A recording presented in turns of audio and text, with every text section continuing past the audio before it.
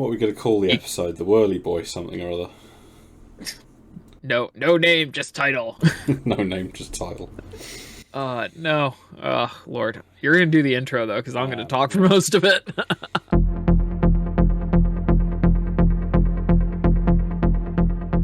Ladies and gentlemen, welcome back to the Osint Bunker podcast. This is season 5, episode 3.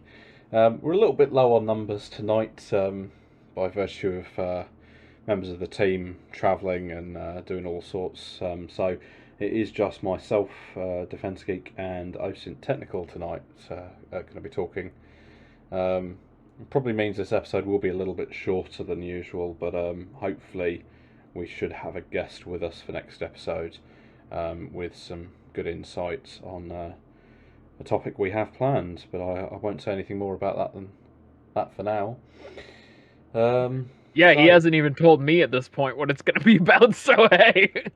I mean, Technical doesn't read our group chat very often, so you know. I basically, when a bunch of people message me saying you're 10 minutes late for the podcast, that's when I pay attention to the group chat. But until that point, I think, yeah, there's there's a bit of ignorance on my end.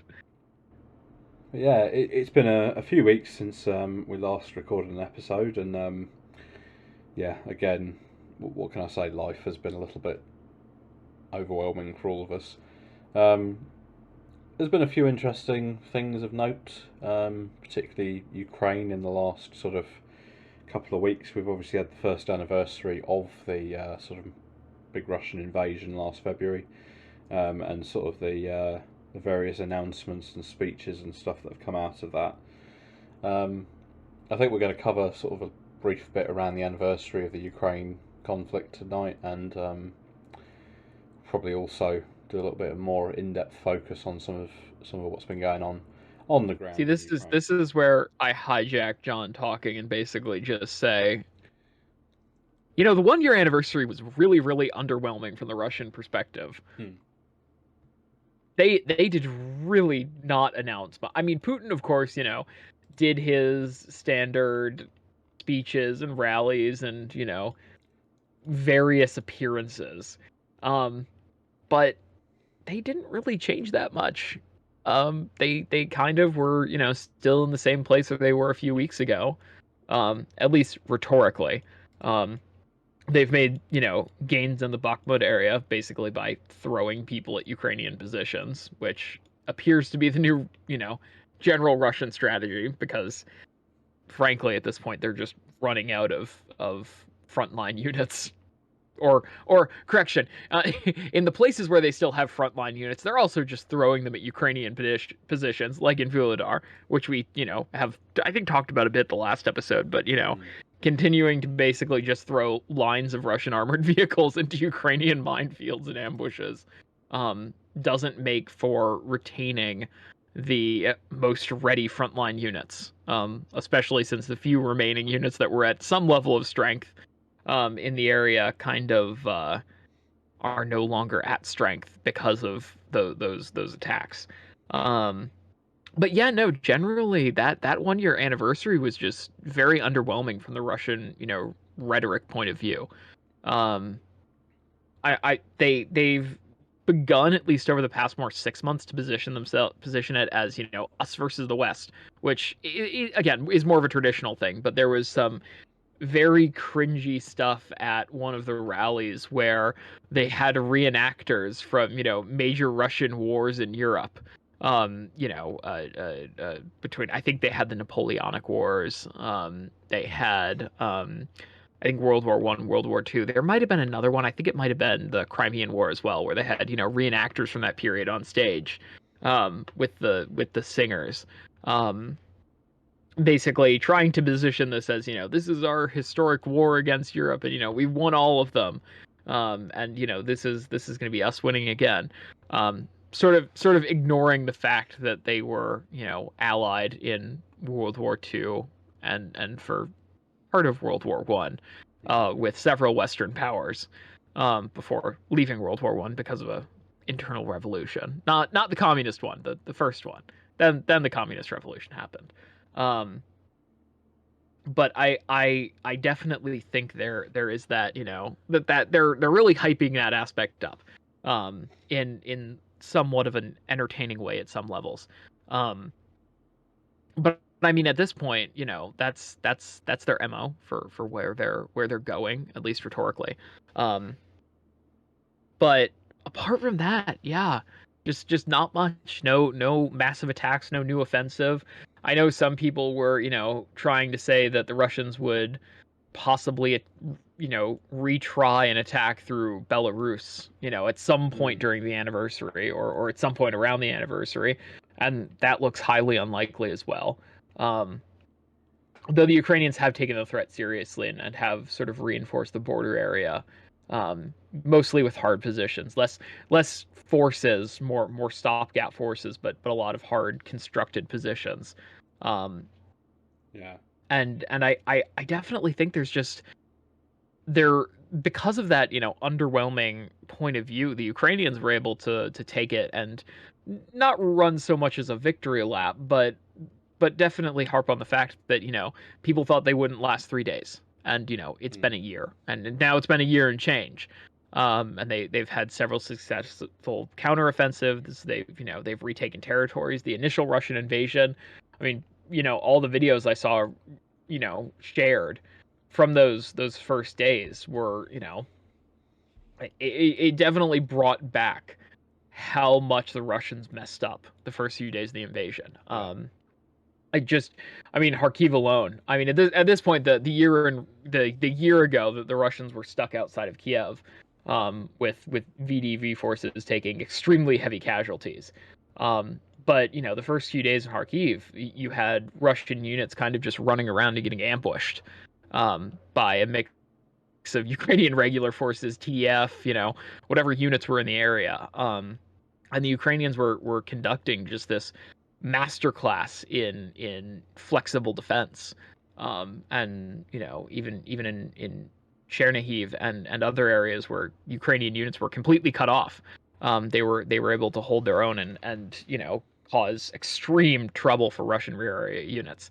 And on top of that as well, Ukrainian rear area actions against Russian transport infrastructure and other rear area units absolutely hamstrung their abilities to move forward. I think, was it the 40-kilometer long traffic jam that people were calling a convoy, Mm. which was stuck outside of Kiev for a few days there, about a year ago now. I mean, it just Russian logistics were not great. More of anything, it was the Ukrainian capability to conduct that fighting defense. Um, Even if were forced to retreat, they were holding in areas where they knew they could hold.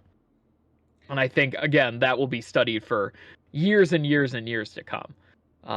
Those initial days of the war, because again, at the time, the Ukrainians were mostly fighting with what they had on hand. Mm. There were not that many Western systems. I mean, sure, there was basically some javelins, some NLAWs, a limited number of other capabilities that were quickly rushed to the front, but nothing really hard. And so they were fighting with what was ostensibly much less, than the Russians. The Russians were at their strongest at the time. The Ukrainians were probably at their weakest. And Yeah. so we just saw this great disparity that was overcome through good tactics. At the end of the day, it doesn't really matter how good your capabilities are if you aren't really able to use them properly in the field.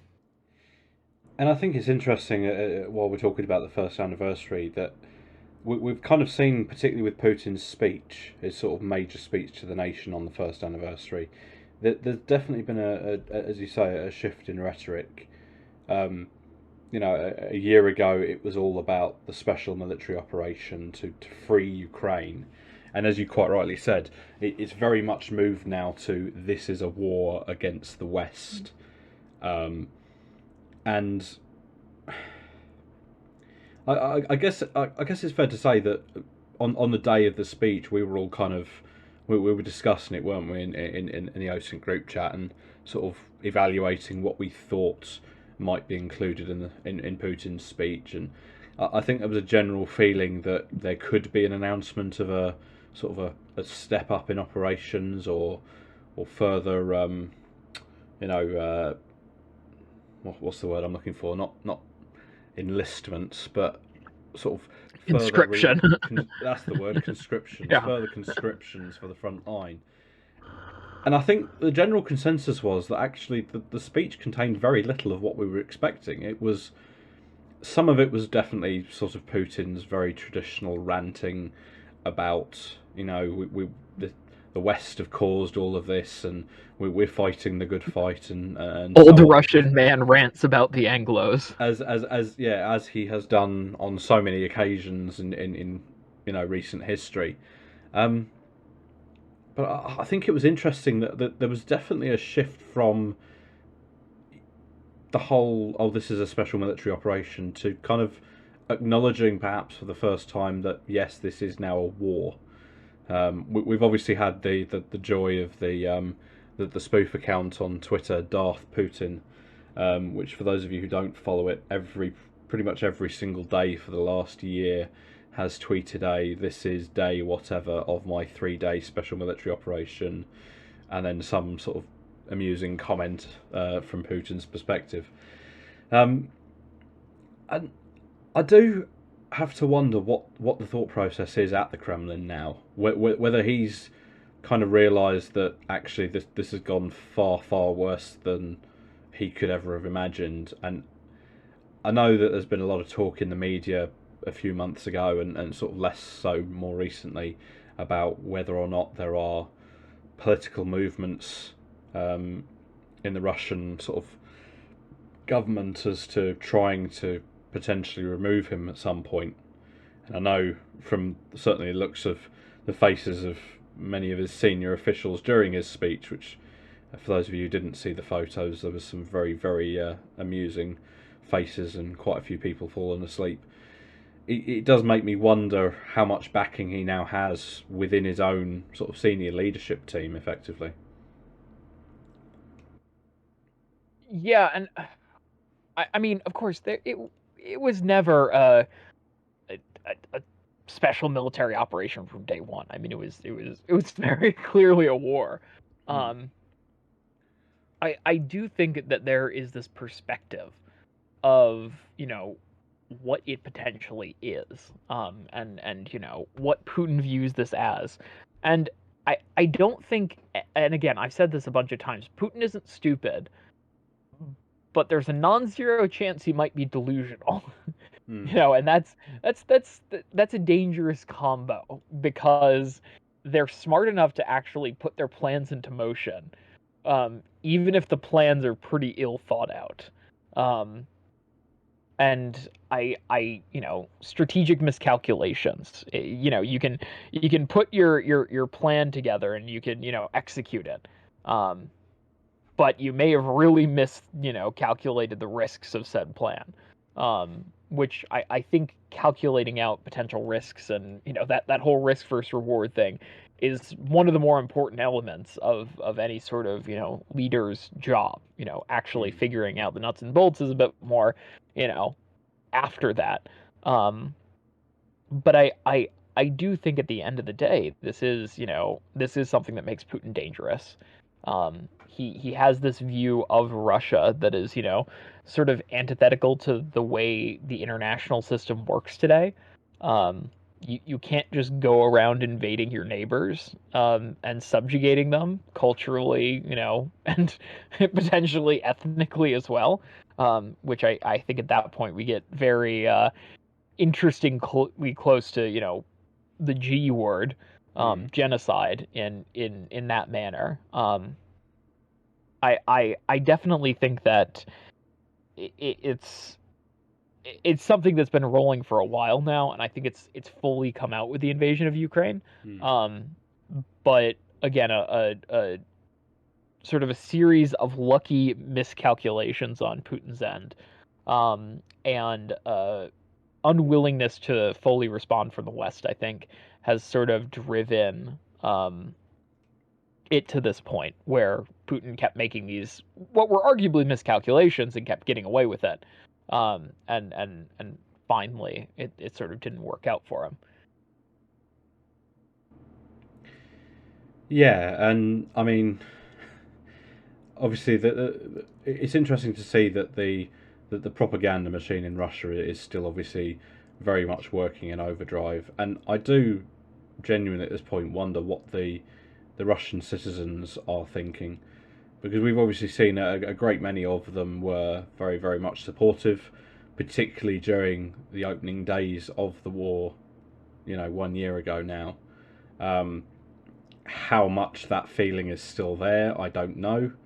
Obviously, Russia has suffered some pretty hefty casualties among its young men and women, and that has got to have had an effect on the general population, families who have Yeah, lost loved though ones, and at so the same on. time, you have to remember the communities that have been disproportionately affected by this are in the Eastern republics, which are primarily made up of ethnic minorities in Russia. Hmm. Um, those have been disproportionately affected by casualties in the war. Um, and if you look in Western Russia, the quote unquote European part, has disproportionately seen fewer casualties Hmm. to its population, and so I I don't think there will be stress for that, what is arguably the power base in Russia in the West, Yeah. that more civilian stress from the war until they start personally seeing those high level of casualties, and they just haven't yet.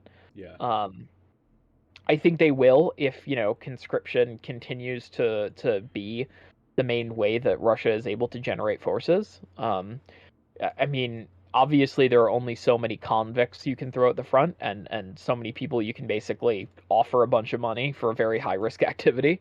Um, and there are only so many people in the Eastern republics that you can conscript before they start to cause issues as well. Yeah. Um, and so looking into the future, I think that there will be a constant support for the war, just a constant baseline, no matter what. Yeah. People who are going back to that glory of old Russia, glory. The USSR was good for Russia and for the region. Um, but there are other people who when they start having people they know die in Ukraine, may start to have these second thoughts, and I don't know what that critical mass is. It's definitely lower than Ukraine's critical mass for casualties Yeah. and what they're willing to withstand, because again, this is Ukraine's survival, Yeah. and Russia has made it fairly clear with their actions that they're willing to go far enough to basically destroy Ukraine as an idea. And I think we've definitely seen that in, the 1 year anniversary is the Russians really do not believe Ukraine is like an entity. Period. They'll never be able to destroy it at this point, and I Hmm. think that is something that the Ukrainians have established. Yeah. Um, but Russia has made it very clear that their end goal is something a bit more eh, complete in what they intend for Ukraine. Yeah, and another point to make with the whole thing of baseline support in Russia is that I think it's fair to say ultimately the because the fighting has been focused in Ukraine, and for the most part Ukraine has not really struck sort of targets within Russia itself as much perhaps as they would like to. The war has felt very distant for the vast majority of the Russian civilian population. I think, and I know at the moment there are discussions with the UK looking to potentially provide Ukraine with the kind of long range strike capability that Ukraine has been asking for some time. There is a possibility that in the coming months we may well see Ukraine take the war slightly further into Russian territory. And whether or not that ends up having an impact on Russian civilians, who ultimately, I think it's fair to say, up until now, have not had to live with the same conditions as Ukrainian civilians. Ukrainian civilians obviously having daily air raid sirens and constant shelling and just that living in constant fear and expectation of, the next Russian attack. Russian Oh, and, civilians and pure obviously, destruction of their homeland. I mean, yeah, The targeting of Ukrainian infrastructure is aimed at directly making the civilian population suffer. Yeah, and the Russians haven't had to face that prospect so far. Whether that changes in the coming months, as I say, with the potential for long range weapon deliveries from the UK and other allies, remains to be seen. And I think that could potentially have a major impact on public support, particularly, as you say, given that the vast majority of the Russian population are in the western half of the country. The possibility of the war being brought very, very, very much closer to home for them is something that Putin, I would imagine, is going to need to consider in the coming months. Um, in terms of what support and what weapons the UK and others potentially provide, I don't think any Defence Department has been too specific so far about exactly what they're intending to provide. I know there's It been. is interesting though because last night there was an attack on Belgorod, utilizing a few Ukrainian drones, or it might have been a couple of nights ago. I need to double check that one. Hmm. Um, or no, yeah, it was on February 22nd. It's March 27th. It's March 1st now when we're recording this, just for a baseline.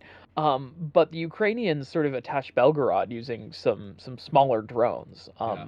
A few were shot down. I'm not sure how many or if any hit their target, but they were actually using British L-22A1 demolition slab charges. Um, there was it's a fairly hefty amount of plastic explosives, but I there is the Ukrainian want to conduct even shallow strikes into Russia to disrupt their capability to continue to conduct strikes into Ukraine. Hmm. I think that's their number one goal at the end of the day is reduce the Russian capabilities, not punish Russian civilians, but stop them from operating in Ukraine or operating into Ukraine in the case of stuff like S-300s being launched from Belgrade into the city of Kharkiv, which are highly inaccurate munitions and pretty much only serve as in effect terror bombing assets. um, but I do think that there is sort of this great interest among both the Ukrainian public and government to reduce the Russian capability to strike their homeland in effect. Yeah, and I would imagine that the West ultimately wants to support Ukraine and wants to give them the ability to prevent those strikes.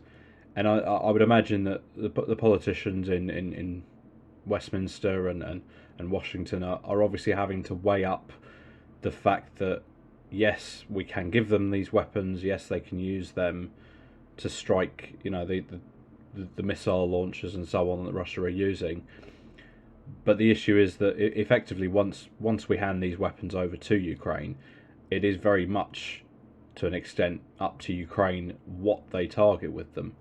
And particularly with, as I was going to say, I know there's been discussions on Twitter, and obviously Twitter is not by any means a good indicator of what discussions are happening in government. But there was discussion on Twitter, particularly here in the UK, around whether or not Storm Shadow cruise missiles were being considered as a potential option to give to Ukraine. Now, obviously, the Storm Shadow is a weapon that we jointly developed with the French, and it's been a very, very useful bit of kit for us, particularly in places like Syria and Iraq in the last sort of 5 to 10 years. Now, whether or not we'd be prepared to provide a weapon of that capability to Ukraine remains to be seen, and I would never say no in light of what we've seen in recent months with changes of mind and changes of heart in terms of delivery of main battle tanks, and now even conversations being had about whether or not supplying fast jets to Ukraine is actually a feasible option moving forward. But I do have to wonder if there is going to end up having to be a line drawn where we're going to have to say, well, yes, we'll provide you with something, but we're not going to provide you with our best, because as Russia has said a number of times, and we've heard it from Russian officials, we've heard it from Russian state TV. Their attitude is very much that if British and American made missiles are landing in Russian territory, that for them seems to be a red line. Now, obviously, that kind of gives us a catch-22 what is a situation. red line? Yeah, Well, I mean, exactly. This kind of gives us a catch-22 situation because Russia has said a lot of things are red lines, but at the same time, the UK and the US have had to very much dance this very tricky dividing line between obviously supporting Ukraine and being seen to be directly involved in the combat. And Russia has true, harped and on a Russia number of has, times about that. yeah, though most of Russia's threats at this point have been, how do I put this, nuclear in nature. Mm. Uh, they've they sort of escalated to the top of what their possible rhetoric could be with, Yes. threatening to use nuclear weapons, and that has seen a solid rebuke from pretty much everyone, including China, which I think is the big one. Seeing a complete Chinese rebuke of those threats has been, um, definitely telling in what international, or even what more Russian friendly international parties are willing to put up with. Mm. And I think, again, I don't think anyone wants nuclear war, and I absolutely think that that's very firm at this point. Um, I think the real end question, though, is, you know, whether or not, um, well, whether or not the Russians are willing to use nuclear weapons. Who knows? I don't know what's happening at the top. I think the consequences of even the limited use of nuclear weapons would be so utter and complete against the Russian state from, frankly, the entire world.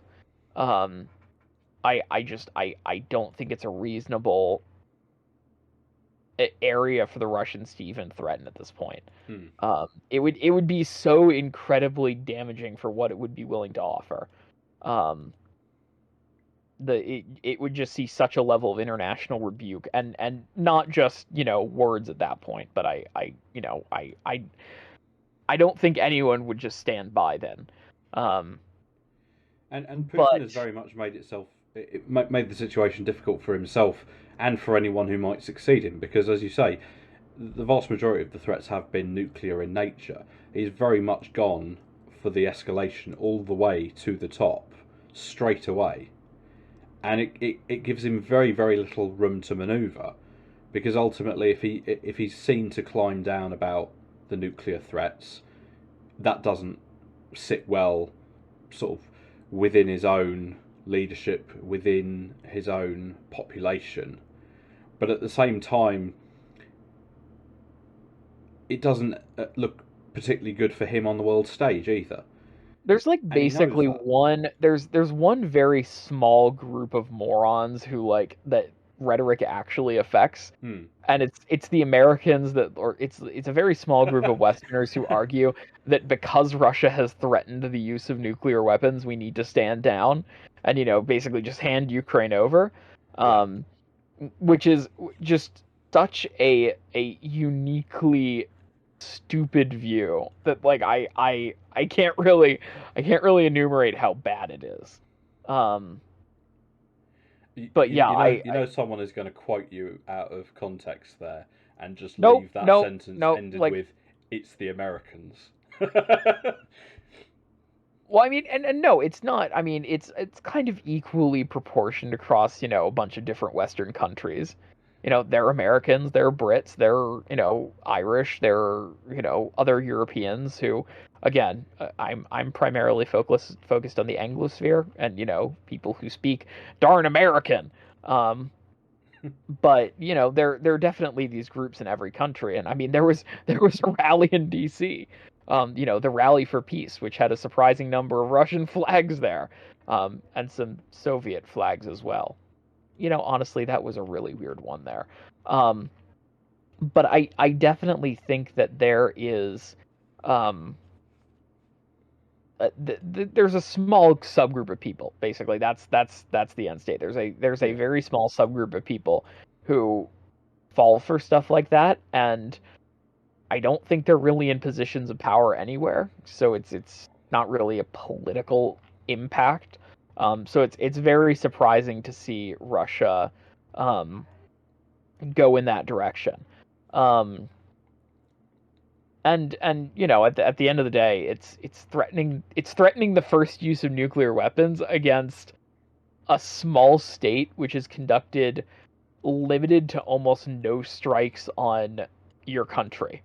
Yeah. Like that, it's shocking when you think about like standard ideas of nuclear doctrine.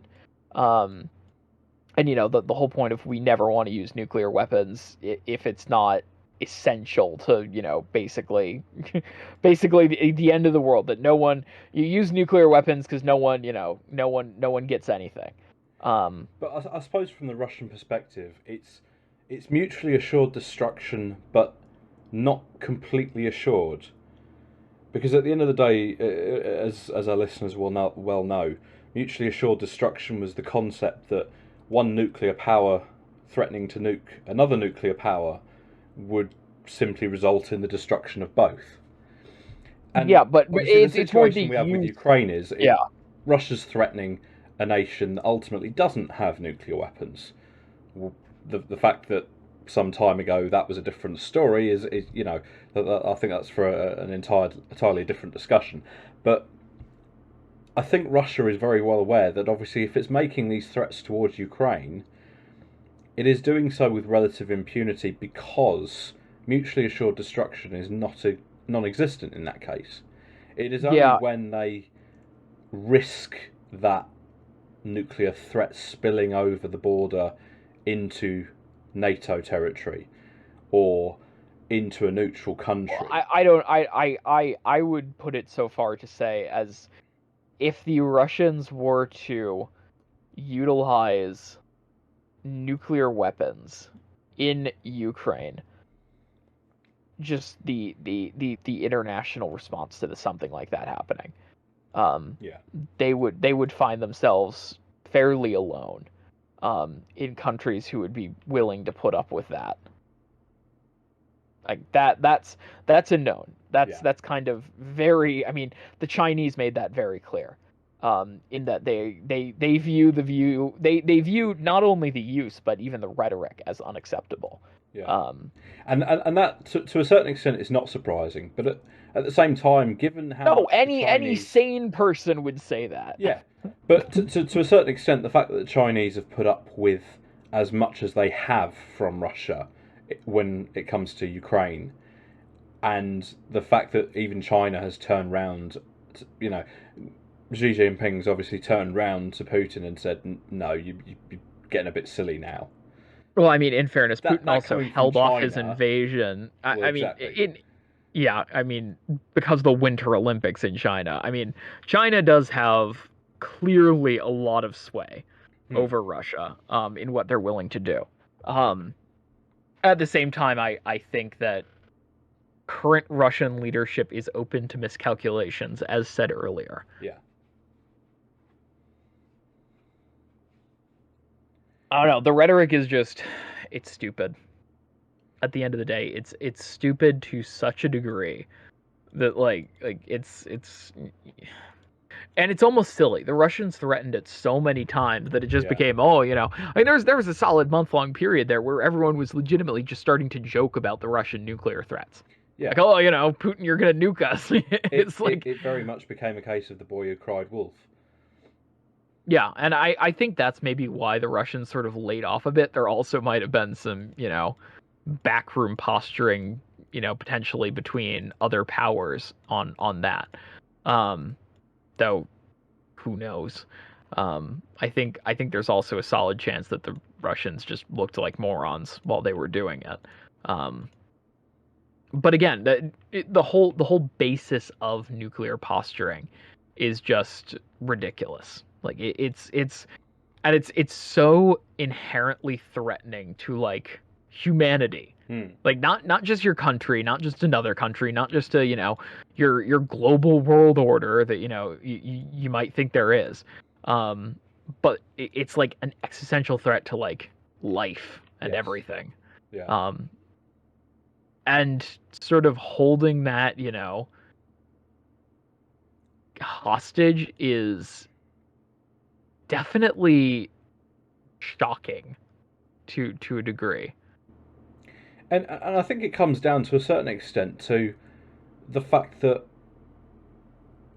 the threat of, all-out nuclear war has, I think it's fair to say, been somewhat diminished for most of, well, certainly our lives, but the vast majority of the current politicians in, I'm going to say again, Westminster and Washington, for the vast majority of those politicians, the nuclear threat has never been as high as, say, in the 1960s.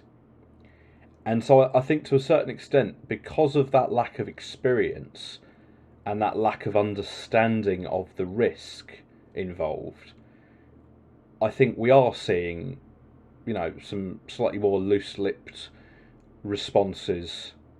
Obviously, in this case, particularly from Russia. We've obviously seen comments from other countries as well, with various situations not necessarily even related to the conflict in Ukraine. And I think for me as well, Joe Biden has obviously, he's come out with a line that he seems to use a fair amount from what I've noticed, which is perhaps slightly more diplomatic way of saying things, but this whole idea of nothing is off the table. Now, if you think about that sentence and you think about all the implications of that, that is effectively a more subtle way of making the same threat. Nothing is off the table. I know no, no, no, I know I you will wouldn't. disagree with me on that. I would not read those statements like that. But that is a very, very creative reading of what he said. But even Rishi Sunak here in the UK has made similar comments. Nothing is off the table, and I don't one think has they're to referring wonder. to nuclear weapons in No, that case in any way, shape, or I'm form. not necessarily suggesting that they are, but the way that it's being phrased could probably be better. And I think it's, as I said, the lack of understanding of the risks associated with making a sweeping statement such as that. Yeah, I wholeheartedly disagree that that is the reading, and I also disagree that that's what people have read it as. I mean, it is in that context. It is far more associated with deliveries of weapon systems. Yeah, and The and U.S. obviously will that is not the vast restrict. majority of the situations where that phrase is being used, and I get what you're saying there. I really don't think that has any domestic, or that I don't think that has implications on broader U.S. strategy. Um, Whereas, the U.S. has very clear positions on the use of nuclear weapons.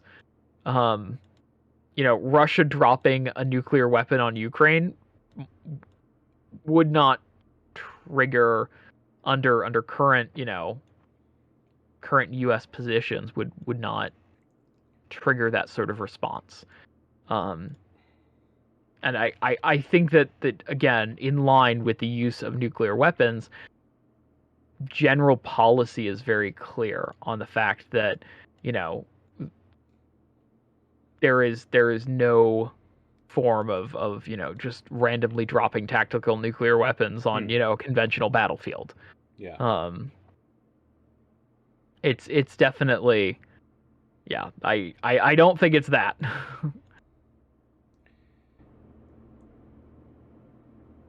Yeah, but as I say, obviously the comment, as I say, that's what's being made publicly. As you quite rightly pointed out, what's being said behind closed doors is obviously going to be rather more specific. And I'm not for a moment suggesting that the US has turned around to Russia and said, well, yeah, and we've got nukes too, so just don't do anything stupid.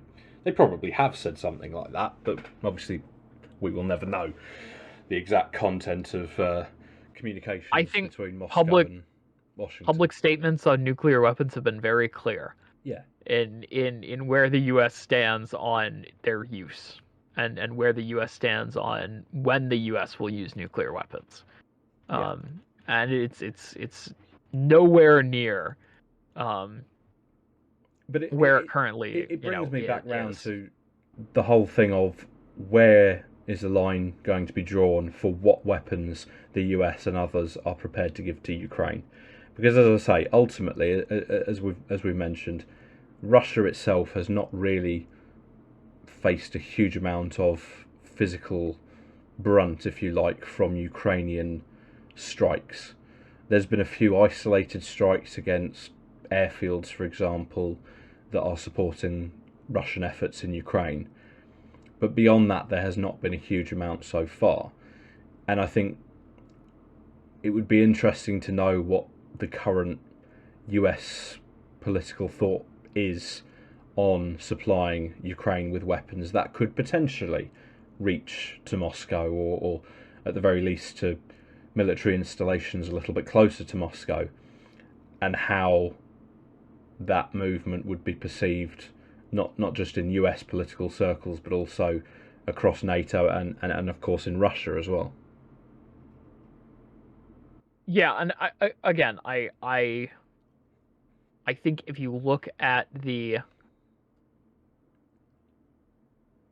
language that's been put out, you can read the national defense strategy. It's very clear on strategic threats and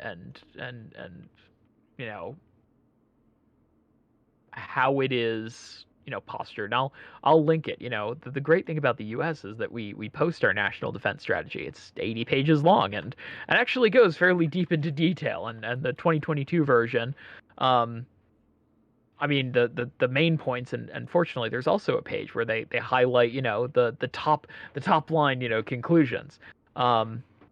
But I mean it does address Russia as an acute threat. Um, uh, uh, and the fact that there are um, threats to the U.S. homeland that are connected to Russia.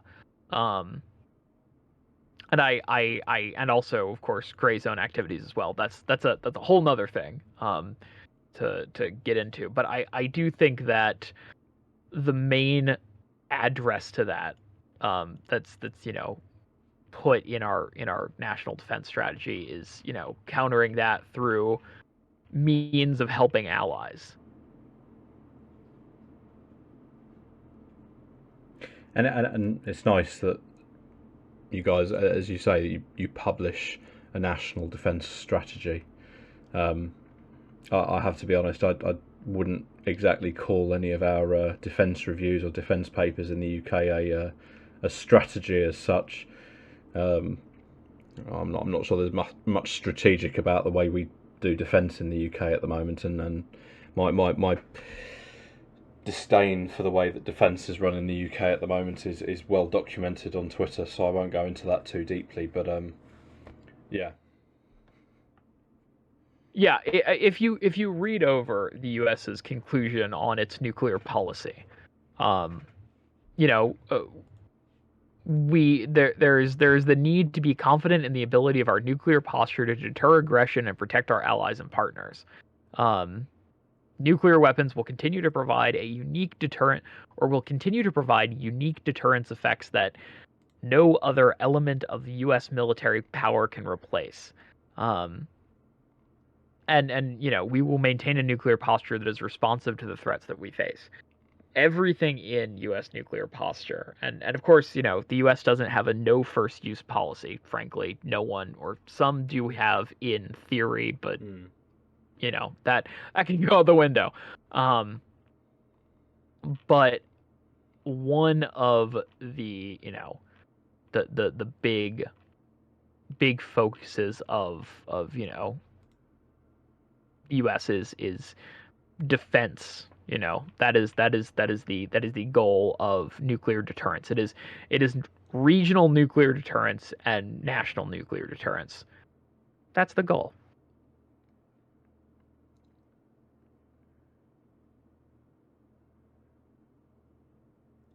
We're not we're not, threatening every week that we're gonna, drop bombs on Russia. Though Russia does, the opposite. Their language around the use of nuclear weapons is far more or far well far less reserved, to say the least. And that's always a concern. Of course, is rhetoric as well, and what's supported by a general population.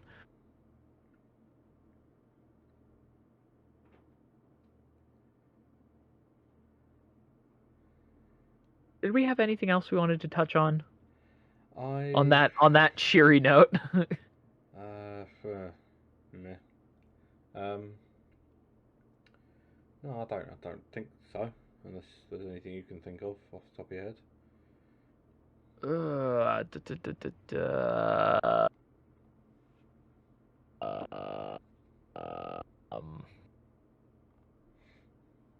Thinking of the big things, big picture items. Biden's visit to Ukraine. Yeah. Which happened a few days before the 1 year anniversary. There is, I mean, apart from the fact that, a year ago, Putin was basically knocking on the doors of Kiev, and today Biden was able to walk around the city without significant obstacles to his presence. He was welcomed in by the Ukrainians during his quick trip to Europe. I definitely think that, that's obviously a sign of what the U.S. is prepared to do. I think it's the first time a U.S. president has ever visited another country actively at war in which the U.S. was not, involved in, which is it's certainly definitely a historic moment. Biden taking the train to Kiev is kind of in line with his standard usage of trains in the U.S. The man loves Amtrak. But I definitely think that, longer term, obviously, cements U.S. support. The package came or the packages that sort of were spurred by that trip, included some longer term support with additional capabilities, especially unmanned capabilities, but also a lot of money for training, and basic equipping of Ukrainian forces, which is also hugely important for them. NATO member nations have trained a lot of Ukrainian forces. Yeah. Which is hugely important because A, they're training in an area where they're not getting shot at, and B, they're training with NATO forces who are formally within Ukraine, helping to advise and train Ukrainian forces within Ukraine, but then they now have access to them outside of Ukraine. Yeah. Yeah. On that note, that's one of the that's been a very big asset for the Ukrainians is just having that extra training. Yeah, and the UK obviously hosting a significant portion of that training and having so much support from NATO allies in that training. I think there was a photo released by one of the British Army accounts this week showing a group of both British and Lithuanian Army instructors teaching the latest intake of Ukrainian recruits.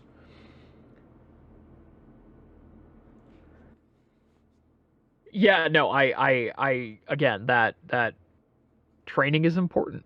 At the end of the day, that's the base of a military.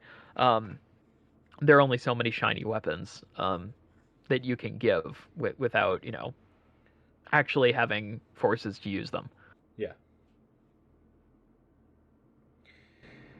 And I suppose to round up this episode, where do you see the situation in Ukraine in 6 months, a year? I think anyone who tries to make that assessment is not talking out of their ass per se, but there no one knows. Um, there is definitely a certain level of ambiguity. Um, the Ukrainians certainly, I can tell you what's not going to happen. The Ukrainians definitely aren't going to surrender. Um, you know, the Russians aren't going to take Kiev. The Russians aren't going to subjugate Ukraine as a country. Um, Apart from that, the details, from what happens from here to whenever the war ends, um, you know, I can't predict individual details, but I can generally say that the Russians will not leave this conflict with the intentions or with succeeding in the intentions that they entered the conflict with. Yeah. The Ukrainian state will persevere. The Ukrainian people as well. Indeed. And I was going to end on that note, but I've just been reminded of probably one other thing we should. Come on! I ended it great there. We should mention. I'm gonna cut this section, huh? Iran and nuclear enrichment. Do you think that's worth mentioning in this episode, or should we wait until next time? 2 weeks away for the past 6 years. Sorry, that's my only comment on it. Fair enough. All right, we'll leave it at that then. So on that note, ladies and gentlemen, thank you very much for listening. This has been the Osint Bunker podcast, and we will hopefully be back with another episode in a reasonable length of time from today. So catch you all then.